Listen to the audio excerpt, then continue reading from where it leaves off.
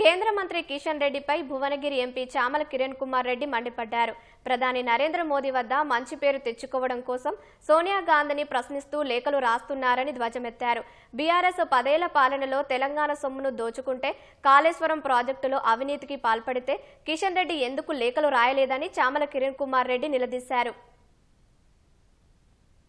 మీరు కేవలం 8 స్థానాలు ఇవాళ పార్లమెంట్ లో గెలుచుకున్నాక ఈ 2 ఏళ్లలో రాష్ట్రం కోసం మీరు ఏ నిధుల కోసం మీరు పోరాటం చేస్తున్నారో తెలంగాణ ప్రజలకు ఓపెన్ లెటర్లో రాయండి. ఏ రోజు కూడా మీరు ఈ రాష్ట్ర భవిష్యత్తు కోసం, రాష్ట్ర ప్రజల కోసం మీరు ఆలోచించిన పరిస్థితులు కనపడలేదు. కేవలం మీరు సడన్ గా అప్పుడప్పుడు వచ్చి ఇట్లా ఓపెన్ లెటర్ రాసి మీ రాజకీయ మనుగడను కాపాడుకోవడం కాదు. బాధ్యతగా మీరు రాష్ట్రానికి రావాల్సిన నిధులు తీసుకొద్దాం. బాధ్యతగా 6 గ్యారంటీలు నెరవేర్చాలంటే మాకు మీరు సహకరించాల్సిన అవసరం ఉంది. ఈ అప్పుల రాష్ట్రంలో ప్రజలకు మంచి చేయాలన్న ఉద్దేశంతో మేము ముందుకు పోతున్నాం. కాబట్టి మీరు ఈ ఓపెన్ లెటర్ తో పాటు మీరు మీ 8 మంది ఎంపీలు అన్ని మంత్రిత్వ శాఖలను కలిసి తెలంగాణ అభివృద్ధికి పాటుపడాలని కోరుకుంటున్నాం.